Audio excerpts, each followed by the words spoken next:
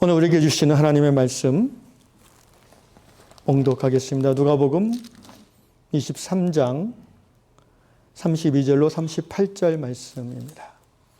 제가 한 절, 여러분이 한 절 교독하겠습니다.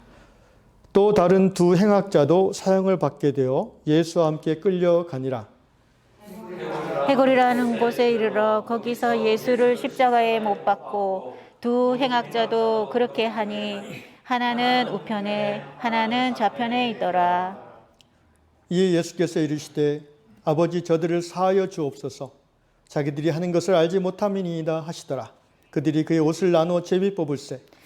백성은 서서 구경하는데 관리들은 비웃어 이르되 저가 남을 구원하였으니 만일 하나님이 택하신 자 그리스도이면 자신도 구원할지어다 하고 군인들도 희롱하면서 나와 신포도주를 주며 이르되 내가 만일 유대인의 왕이면 내가 너를 구원하라 하더라.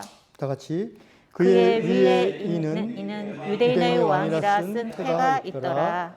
아멘. 아멘. 마태복음 6장 14절로 15절을 한 곳 더 읽겠습니다.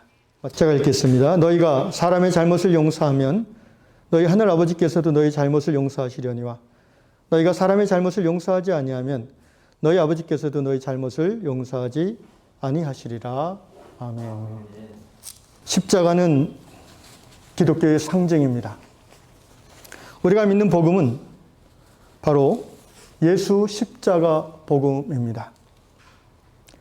고난주간을 시작하는 주일 아침에 우리 모두의 관심과 시선이 자기 자신의 욕망과 세상의 탐스러운 것들에서 돌이켜서 예수 그리스도의 십자가로 집중될 수 있기를 주의 이름으로 축원합니다. 십자가를 설명하는 것은 쉽습니다. 그러나 십자가를 이해하고 받아들이는 것은 쉽지 않습니다. 저는 아직도 왜 예수님이 나 같은 죄인을 위해 끔찍한 십자가 고통과 형벌을 당하셨는지가 정확하게 이해되지 않을 때가 있습니다. 제 솔직한 심정입니다. 그런데 감사한 것은 이 십자가의 복음이 믿어진다는 사실입니다. 할렐루야. 그만큼 십자가의 의미와 그 깊이는 우리들이 평생 묵상하고 되새겨도 다 헤아리기 어려운 깊은 주제입니다. 단지 지식의 차원이 아니라 예수님의 제자로서 자기 십자가 지는 삶을 살아가는 차원에서는 더욱 그리합니다. 오늘 우리들의 신앙이 자기중심성과 게으름 그리고 미성숙함에 머무는 본질적인 이유가 여기에 있습니다. 이 시대 한국교회가 교회다 성실하고 세상에 손가락질 받는 근본적인 이유가 여기에 있습니다. 성도들이 고난의 십자가, 섬김의 십자가는 애써 외면하고 십자가 없는 부활의 영광만을 바라보며 자기중심적 만족의 영성, 기복의 영성에 머무르 있기 때문인 것입니다. 오늘 이 예배로부터 시작하여 이번 주 5번의 새벽 예배를 통해서 예수님이 십자가에서 말씀하신 7문장을 중심으로 소위 가상칠언을 깊이 생각하고자 합니다. 이 주간 여러분의 마음에 주님의 십자가가 그 결과로 더 깊이 깨달아지고 또 따라지는 은혜가 있기를 축원합니다.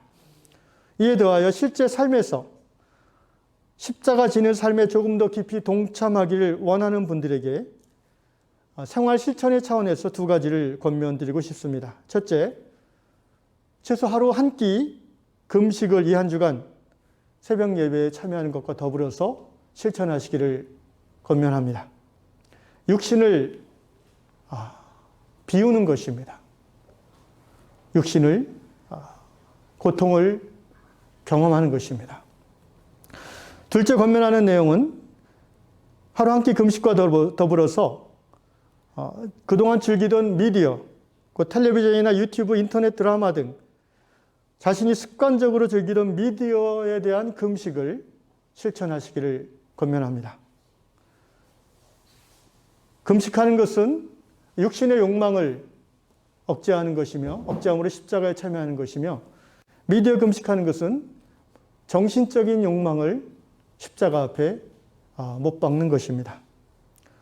저는 이번 주 아침을 금식하고 또 제가 습관적으로 보던 유튜브, 저는 주로 탁구 경기를 거의 습관적으로 보는데 그것을 끊겠습니다. 그리고 이 한 주간 제가 또 네이버 웹소설을 가끔 시간 날 때마다 이제 머리 식히려고 보는데 그것도 제가 끊겠습니다.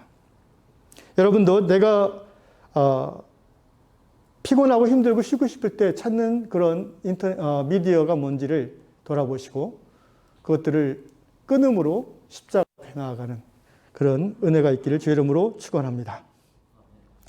2021년 고난주가 오늘 이 예배와 이 주간 5번의 새벽 예배를 통하여 우리의 신앙이 다시 한번 예수 십자가에 초점이 맞춰지는, 그러므로 말미암아 부활의 능력과 부활의 기쁨이 충만한 새로운 신앙으로 변화될 수 있기를 주님의 이름으로 기도합니다. 오늘 저는 십자가의 7마디 말씀 중에 첫 번째 말씀으로 십자가의 의미를 나누고 싶습니다. 십자가는 정말 고통스러운 형벌입니다. 십자가처럼 로마 제국이 예수님 당시 점령 지역을 공포로 통치하기 위한 사형 집행 방법입니다. 너무 잔인하고 고통이 심해서 자주 사용하지 않지만 특별히 반란을 처벌하는 목적으로 많이 사용했습니다. 로마 시민권을 가진 사람들은 어떤 죄를 지어도 이 십자가형을 받지 않을 권리가 있었습니다. 십자가형이 주는 고통이 얼마나 극심한지, 십자가 처형이 육체에 미치는 고통이라는 논문을 쓴 의사 리히터의 논문을 보면 이런 내용이 있습니다. 십자가 처형을 선고받은 예수님은 십자가에 못 박히기 이전에 이미 로마 군인의 채찍질로 등의 모든 살이 터지고 뼈가 드러나게 되었다. 그리고 이미 과다출혈 상태로 진행되었다. 그 상태로 예수님은 십자가에 가로목을 지고 골고다 언덕까지 걸어가셨다. 그리고 그곳에서 양 손목뼈를 관통하는 대못으로 인하여 신경이 손상되는 엄청난 고통을 겪으셨다. 뿐만 아니라 십자가 형벌은 이미 그 전에 출혈로 인하여 타는 듯한 갈증을 사형수에게 가져다 준다. 매달리는 순간 어깨뼈가 탈골되어 15cm 정도 팔이 늘어나게 된다. 그리고 체중으로 인하여 몸이 아래로 쏠리게 되고 호흡이 곤란해진다. 십자가에서 죽은 사람들의 사인을 분석하면 대부분 질식사이다. 여러분, 이 정도 고통을 우리가 살아가면서 겪어본 적이 있는지 모르겠습니다. 사람이 고통이 심하면요, 정신이 없습니다. 아무 생각 없어요. 저는 살아가면서 고통을 다른 사람들보다 좀 많이 겪었습니다. 많이 아프고 그런 경험이 있어서 저는 아픈 게 참 싫습니다. 그래서 아프면은 아무 생각이 안 들어요. 빨리 자고 싶든지 아니면 어떻게든 이 페인킬러를 쓰든지 해서 아픔에서 벗어나고 싶은 마음뿐입니다. 보통 통증 강도를 1부터 10으로 분류하는데 여성들이 겪는 생리통이 2, 3 정도라고 하고요. 타박상이나 근육 통증이 약 3 정도의 통증입니다. 허리 디스크, 요통, 남성들이 고환을 가격당할 때의 통증, 끔찍하죠? 5 내지 7 정도의 통증입니다. 여성들이 출산할 때 느끼는 통증도 6에서 7 정도라고 합니다. 손이나 발이 잘리는 절단통이 8 정도의 통증이고요. 가장 극도의 통증은 불에 살이 타는 통증입니다. 기절하죠. 또한 통증의 강도와 더불어 통증의 지속 시간이 고통에 중요한 영향을 줍니다. 예수님은 약 6에서 7에 해당되는 통증 강도를 6시간 동안 당하셨고, 물론 그 이전부터 통증을 겪으셨지만, 그리고 오후 9시에 십자가에 달리셔서 오후 3시쯤에 그 영혼이 하나님 앞에 가셨습니다. 놀라운 것은요, 이 고통의 시간 속에서 주님의 마음은 자신의 육신의 고통에 묶여있지 않았다는 것입니다. 주위에 있는 한 영혼 한 영혼을 바라보시고 위로하시고 기도하셨다는 것입니다. 어떻게 그럴 수 있는지 제 수준으로는 이해가 되지 않습니다. 성령의 도우심이겠지요. 예수께서 십자가 옆에 있던, 그리고 십자가를 바라보고 있던 수많은 사람들, 그리고 하늘에 계신 아버지에게 십자가에 매달리시면서 7마디 말씀을 하셨고요. 그 중에 첫 번째 말씀이 죄와 용서에 대한 복음의 진리를 잘 드러내주고 있습니다. 이제 영상을 통해서 예수님께서 하신 첫 번째 말씀을 한번 화면과 함께 보겠습니다.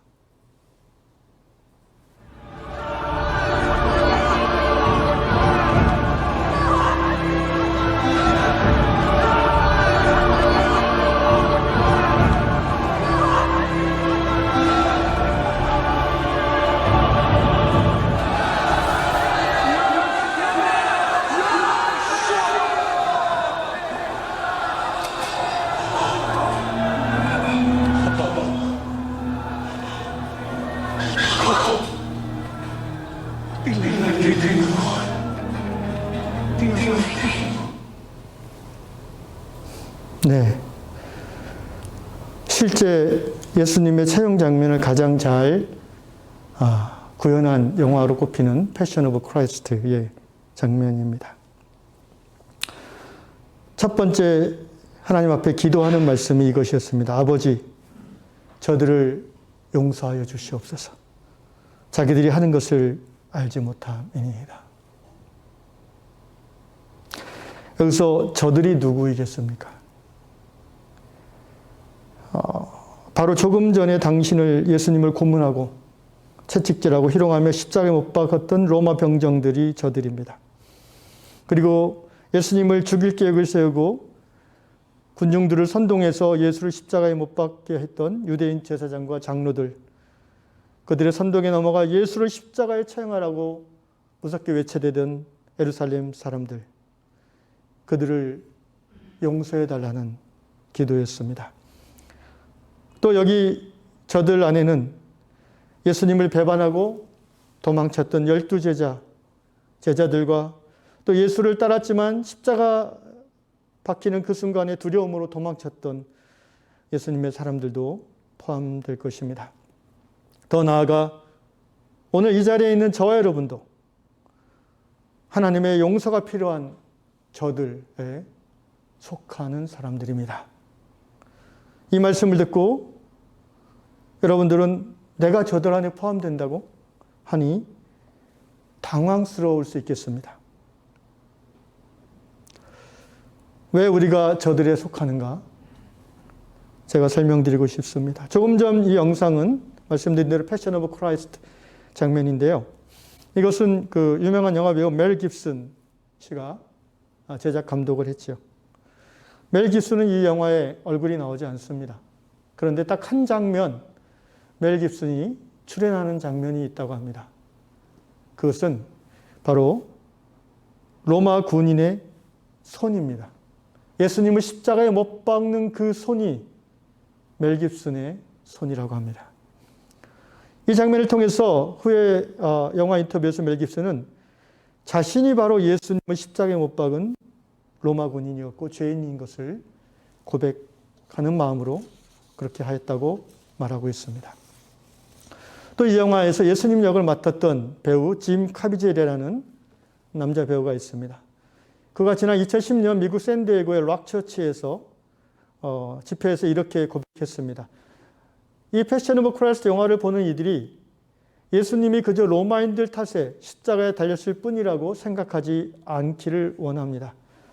매일의 삶에서 우리가 죄를 지을 때마다 우리가 여전히 그분을 십자가에 못 박고 있다는 것을 이 영화를 통해서 보여주고 싶었습니다.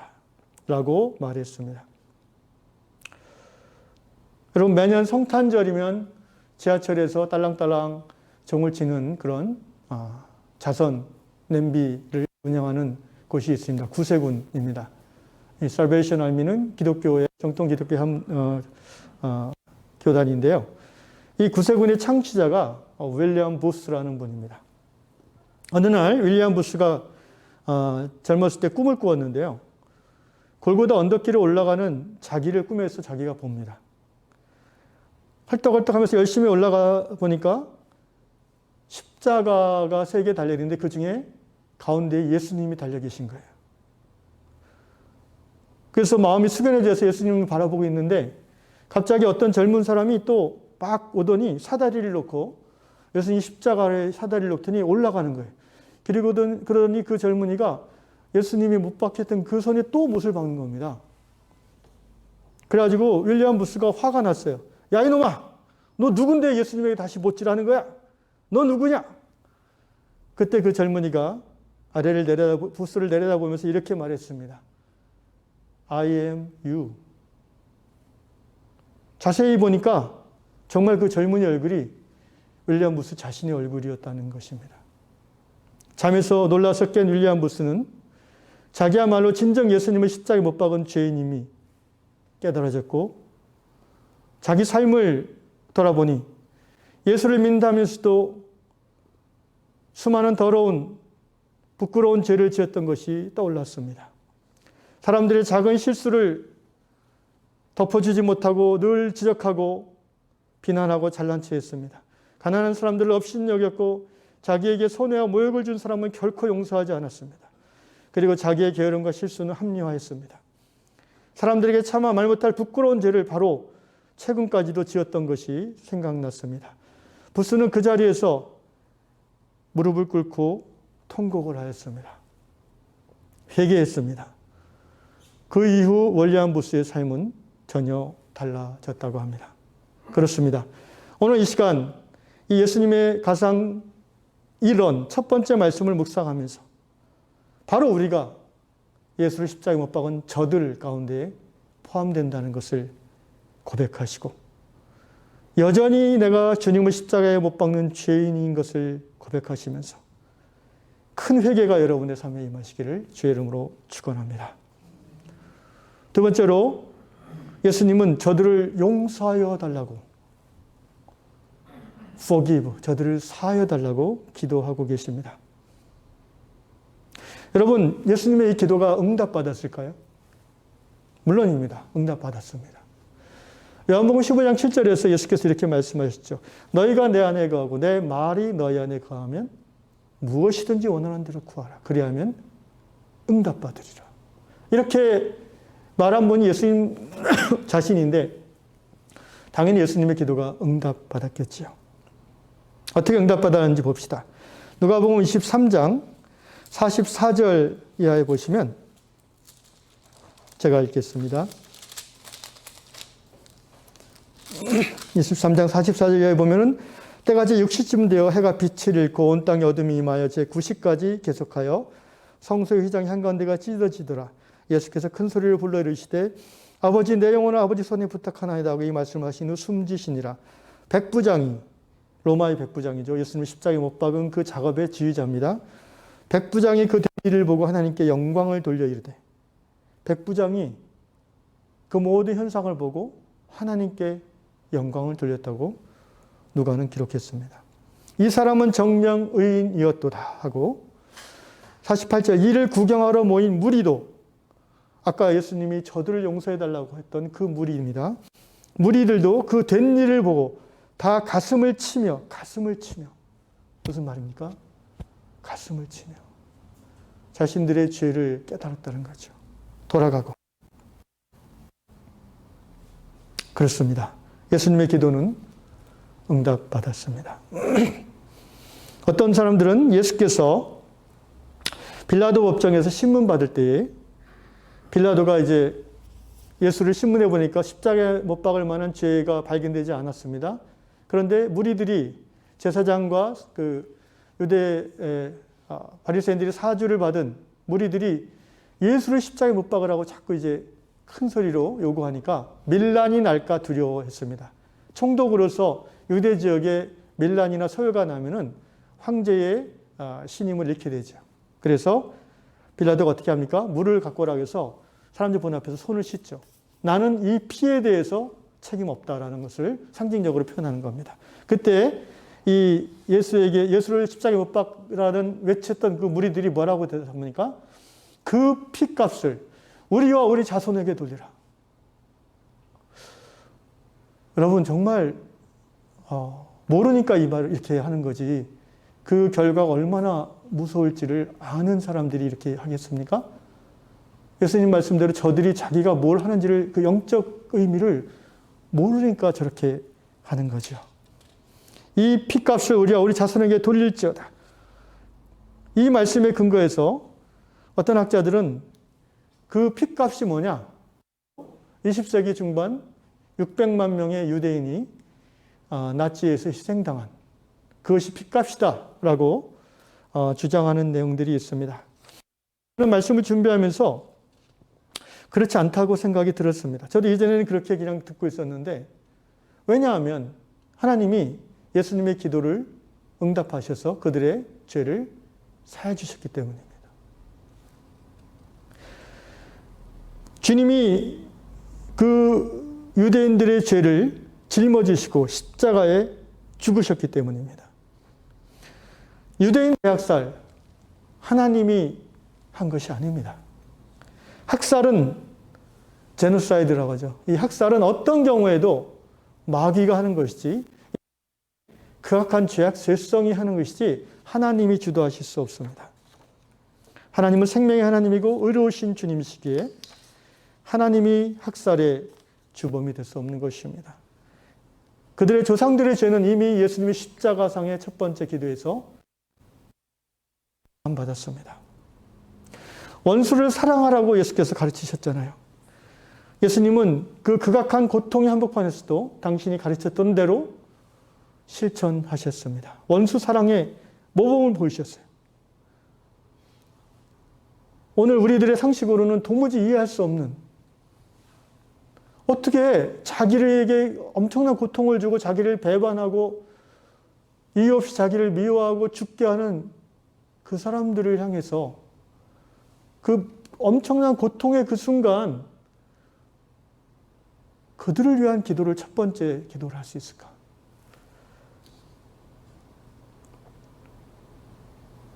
이 말씀을 생각하면서 그래서 우리도 예수님을 본받아서 이렇게 해야 되겠다라는 깨달음이 왔습니다. 어떻게 해야 됩니까? 우리도 이 기도를 드려야 된다는 것입니다. 오늘 하나님의 자녀되어 예수님을 따르는 우리들도 그렇기 때문에 우리가 죽기 전에 우리에게 죄 지은 모든 사람들을 용서해야 되는 줄로 믿습니다. 그런데 문제는 우리가 언제 죽을지를 모릅니다. 이렇게 말씀드리면 어떤 분은 죽기 전에 1시간 정도 이렇게 고해성사식으로 다 용서하고 죽으면 될 것 같습니다. 아니요, 그것은 굉장히 착각하시는 겁니다. 1시간 여유가 있는 죽음으로 죽을지 어떻게 확신하십니까? 아무도 모르는 겁니다. 1시간이 아니라 단 5초의 시간도 없이 바로 갈 수도 있습니다. 여러분, 10여 년 전에 그 대구 지하철 참사 혹시 기억나십니까? 그때 그 희생자 중에 한 그 어머니가 자녀에게 보내는 문자가 우리를 그때 눈물 흘리게 했죠. 2, 3분 정도 그 시간에 사랑하는 사람들에게 사랑한다는 그 문자 보내고 바로 생명이 끊어질 수밖에 없었지 않습니까? 여러분, 우리는 언제 우리의 육신의 숨이 끊을지 모릅니다. 내가 죽기 전에 내가 미워하고 증오했던 사람들 다 용서하고 깨끗이 지운 다음에 하나님 앞에 가야지. 아니요. 장담할 사람 없습니다. 그럼 어떻게 해야 됩니까? 지금 해야 됩니다. 오늘 해야 됩니다. 내가 살아있는 동안 예수님의 이 기도를 우리도 드려야 되는 것입니다. 아니, 이 기도의 내용을 실천해야 되는 것입니다.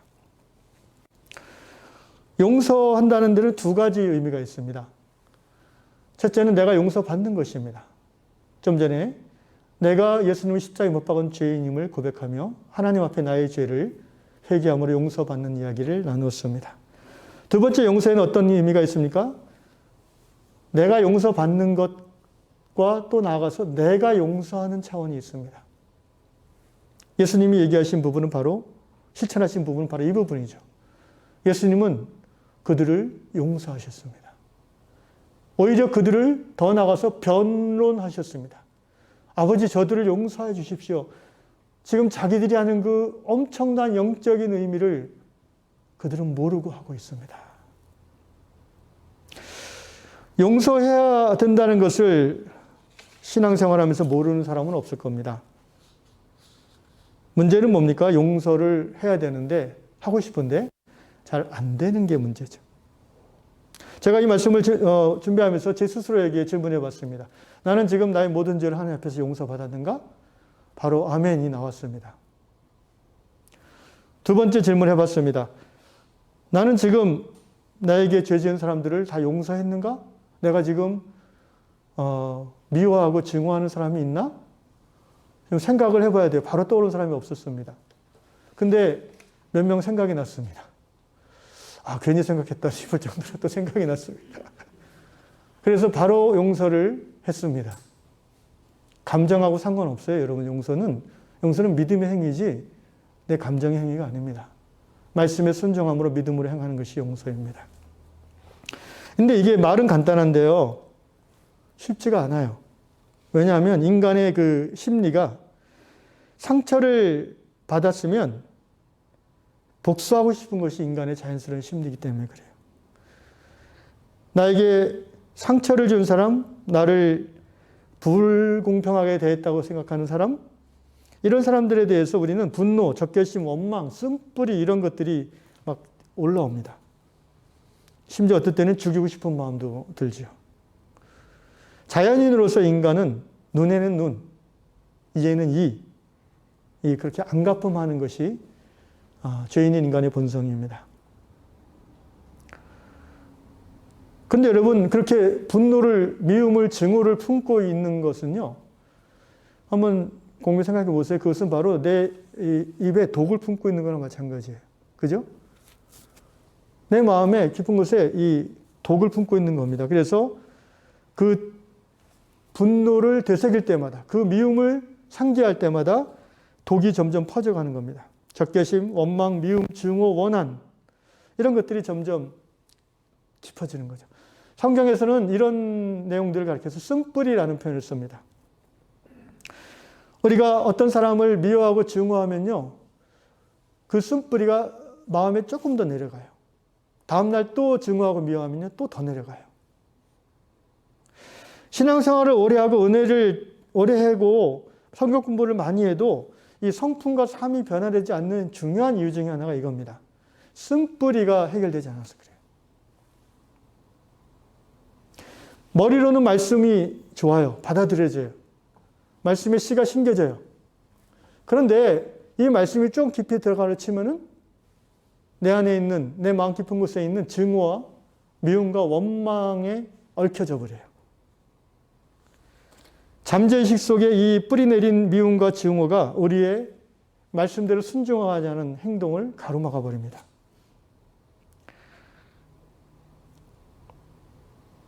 구체적으로 왜 용서를 해야 되는가에 대한 부분을 좀 더 나누고 마무리하겠습니다. 자, 우리는 왜 우리에게 죄 지은 사람을 용서해야 되는가?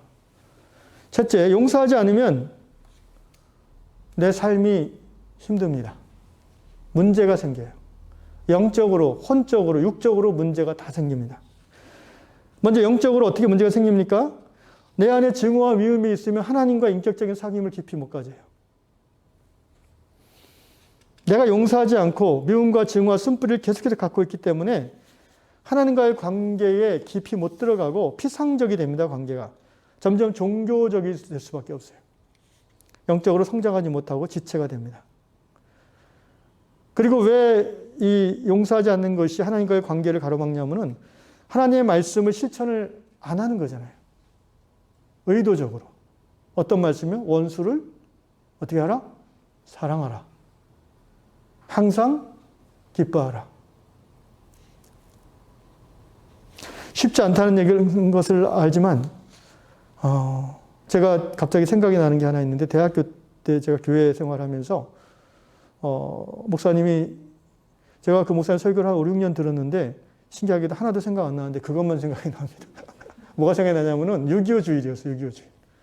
목사님이 나는 솔직히 하나님의 말씀을 다 순종하고 싶지만 이 말씀은 내가 못하겠습니다. 내 공산당은 용서할 수 없어요. 막 이러면서 흥분해가지고 막 그분이 이제 나이가 많으시니까 이북에 고향이 있는 분인데 피해를 당하신 것 같아요. 그래서 제가 그때 저는 이제 6.25를 경험하지 않은 젊은이니까 뭐 머리로 이해가 안 가는 거예요. 아니 어떻게 목사님이 성경 말씀을 대놓고 안 지키겠다고 하시지? 이러면서 그 기억이 납니다. 근데 그때는 이해가 안 가는데 지금은 그분의 그 심리가 이해가 가요, 제가. 사람은 그렇게 돼요. 그거는 어떤 의지로 할 수 있는 부분이 넘어서는 부분이 있어요. 그래서 십자가가 필요합니다. 영적으로 문제가 생겨요. 두 번째, 용서하지 않으면요. 여러분 그거 아십니까? 내가 어떤 사람을 계속 미워하고 증오하면요. 그 사람을 닮아가는 거 아십니까? 왜 닮아가는지 아세요? 그 사람을 늘 생각하니까 닮아가죠. 그리고 더 무서운 거는요. 이게 자녀들에게 전수됩니다. 이게 가기를 흐르는 저주라고 성경이 표현하는데, 예를 들면 알코올 중독으로 어머니를 이제 술만 취하면 막 학대하는 폭력을 쓰는 아빠가 있다고 칩시다, 아버지가. 그 집에 아들이 어렸을 때부터 어떤 생각을 하겠습니까? 나는 절대로 그 아버지의 그 어머니를 향한 폭력을 생각하면서 아버지를 증오하면서 나는 절대로 폭력을 쓰지 않을 거야. 나는 절대로 술을 마시지 않을 거야. 근데 여러분 통계적으로 보면 알코올릭인 아버지 밑에서 자란 아들이 그렇지 않은 아들들보다 알코올릭 걸릴 확률이 훨씬 높아요. 왜 그런지 아십니까? 늘 그것을 생각하니까.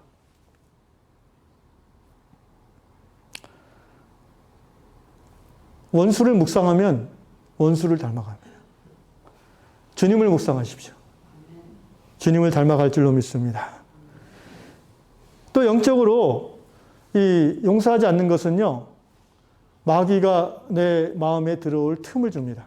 에베소서 4장 27절 분을 내어도 죄를 짓지 말며 마귀로 틈을 타지 못하게 하라. 이 틈이라는 말이 헬라어로 토포스인데 이게 이 개구멍이란 말이에요. 개구멍. 옛날 그 고대 성벽에 문이 있고 그다음에 이제 여우나 개들이 다니는 이 밑에 개구멍이 있어요. 우리가 이렇게 누군가를 미워하고 증오하면은 우리의 마음에 이 개구멍이 생기는 거예요. 그래가지고 귀신이 쓱 들어오는 거예요. 여러분 저는 이런 것들 정말 경험했어요. 누군가 막 밉고 막 화가 나가지고 막 이를 박박 깔고 있는데 갑자기 내 안에 저 XX를 죽여야겠다라는 마음이 드는 거예요. 근데 그 마음이 들면서 동시에 내가 놀라는 거예요. 어이? 내가 사람을 죽인다고? 이게 정신분열 가는 거예요, 이게. 여러분, 미움이 계속 오래되고 용서하지 않으면요, 정신적으로 이제 문제가 생기게 됩니다. 무엇보다도 이 상처로 인하여 원망하는 마음과 미움을 계속 갖고 용서하지 않고 있으면요, 교회 공동체, 신앙 공동체 안에서 이것이 어떤 부정적 영향력을 흘려보내요. 11에서 12장 15절 너희는 돌아보아 하나님의 은혜에 이르지 못하는 자가 있는가 두려워하고 또 쓴뿌리가 나서 괴롭게 하고 많은 사람이 이로 말미암아 더러움을 입을까 두려워하라. 여러분 신앙 공동체 안에서 특별히 신앙생활 하다가 상처를 받은 경우가 있을 텐데 빨리 용서해야 됩니다. 그렇지 않으면요 그 공동체 전체가 그 증오와 미움의 영적 세력에 묶일 수가 있어요. 그러면 공동체 전체가 하나님의 선한 진리 가운데 변화되는 게 굉장히 더딥니다. 변화가 일어나지 않아요. 교회 구성원들 중에 이상하게 은혜를 못 받는 분들 있잖아요. 신앙도 좋고 열림도 오래됐고 뭐 모든 게 다 FM인데 은혜를 못 받는 거예요. 영적인 그 부분에 묶임이 있다고 볼 수 있는 것입니다. 또 용서를 못하면 혼적인 문제, 우울증, 정서적 고갈. 여러분 이 분노라는 거는요 굉장한 에너지가 들어 있는 거 아십니까? 분노는 특별히 감정 표현 중에서 분노는 굉장한 에너지를 끌어가요. 그래서 여러분 굉장히 한번 화를 내고 나면 어떻게 돼요? 막 핑 어지러울 때도 있고요. 막 지쳐버려요. 원래 그 감정이란 말이 라틴어로 영어로 이모션이잖아요. 그 에너지 플러스 무브라는 말이에요. 그게. 그러니까 이 감정을 사용하는 거는 에너지가 들어가는 거예요. 분노의 감정을 계속 붙잡고 있으면요. 정신적으로 이제 지쳐버리게 돼요. 또 이 용서하지 않는 것은 육체적으로도 반드시 질병을 갖고 옵니다. 여러분 치유사역을 하다 보면은 그런 경험을 많이 해요. 제가 과거에 집회에서 한번 치유 기도를 하는데 어떤 자매님인데 그 젊은 분인데 30대인데 무릎이 너무 이렇게 안 좋대요. 그래서 기도해 달라고 해서 기도를 하려고 하다 보니까 성령께서 어떤 마음을 주시냐면은 용서해야 된다는 마음을 주시고 그래서 제가 여쭤봤어요. 혹시 미워하는 분이 계세요? 그러니까 없어요. 처음에는 그러더라고. 다시 한번 생각해 보시라고 지금 주님께서 미워하는 그 부분을 내려놓지 않으면 치유하지 않는다라고 하십니다. 그러더니 갑자기 이 자매님이 막 눈물 펑펑 흘리는 거예요. 그러면서 남편을 용서 못하는 거예요. 구체적으로 제가 더 물어보진 않았어요. 어떤 상황인지. 그렇지. 근데 저는 사역할 때 좀 냉정합니다. 그래서 용서하지 않으면은 치유 일어나지 않습니다. 골방에 들어가셔서 남편을 용서하는 것 하나 앞에 진지하게 한 20분 기도하시고 다시 나오셔서 기도 받으시면 좋겠습니다. 그래서 제가 드려보냈어요. 소용없어요. 자기가 쓴뿌리를 꽉 붙잡고 있는데 그 디바인 힐링이 드러나기가 쉽지 않죠. 미국 듀크 대학의 그 실험 통계인데요. 원인 불명의 질병으로 죽어가는 사람들의 거의 대부분 95% 이상이 100명을 조사해 봤는데 95명이 용서하지 못함의 태도를 갖고 있다는 통계가 나왔습니다. 그러니까 죽을 때까지도 그 사람만 생각하면 막 얼굴이 막 변하는 거예요. 분노가 쏟아오는 거예요. 오래 미움을 갖고 있고 증오를 갖고 있으면요. 우리 몸의 생명력이 약해져요. 세포가 변종으로 이제 이미 있는 암세포가 활성화될 수 있겠죠. 그럼. 두 번째로 우리가 이제 생각해야 되게 용서를 하지 않으면요. 그 어린 시절 예를 들어서 이제 아버지, 어머니 이를 보면서 자녀들이 나는 커면 절대 아빠같이 되지 않을 거야 이런 말을 한다고 그러잖아요. 여러분 이걸 이제 내적 치유에서 인너 바우라고 합니다. 이제 내적 맹세라는 거예요. 내적 맹세. 그러니까 뭐냐면은 이 내적 맹세는요 그 사람의 마음을 묶는 효과가 있어요. 바인딩이에요. 묶어요. 그래가지고 결과적으로 아까 얘기한 것처럼 그 엄마와 똑같은 행동을 나중에 반복하게 돼요. 왜냐하면 묶여있기 때문에 따라가게 돼요. 하여튼 성경이 예수님이 용서에 대한 강조를 얼마나 많이 하시는지 몰라요. 여러분 주기도문 중에 마태복음 6장에서 오늘 본문이었지만 14절 15절에 그렇게 나오지 않습니까? 너희가 형제를 용서하지 않으면 중심으로 너희 하늘 아버지께서도 형제를 용서하지 않을 거다. 그게 우리가 알고 있는 복음의 내용과 다르잖아요. 무슨 죄든지 우리가 고백하면 용서받잖아요. 근데 오늘 본문에서는요 하나님이 용서하지 않는데요. 왜? 너희가 형제를 용서하지 않으니까. 이 말은 이제 모순이 아니라 심리적인 우리의 심리를 잘 틀어내는 말이에요. 쉽게 말하면 내가 나에게 죄진 자를 용서해본 경험이 없으면 하나님은 용서하셨어요. 근데 그게 내가 믿겨지지 않는 거예요. 내가 믿겨지지 않으면 내 삶에 내 존재의 은혜는 들어오지 않아요. 믿음으로 구원을 얻는 거잖아요. 그런 차원에서 우리는 용서해야 됩니다. 용서는 선택이 아니라 신앙인의 의무이며 unforgiveness, 불용서함은 죄인 것을 우리는 분명히 깨달아야 됩니다. 이제 내일부터 고난중한 특별 새벽 예배를 이 자리에서 대면으로 또는 가정에서 영상으로 드립니다. 말씀드린 대로 이 주간의 새벽 예배 때는 평소보다 좀 더 진지함과 각오를 가지고 십자가 앞에 오래 머무시면 좋겠습니다. 육신의 금식과 미디어 금식을 병행하며 드리는 새벽 예배는 그 자체가 익숙하지 않은 성도들에게는 주님의 고난에 동참하는 믿음의 행위가 됩니다. 특별히 2021년은 유양 창립 7주년입니다. 여러분 7은 완전수요.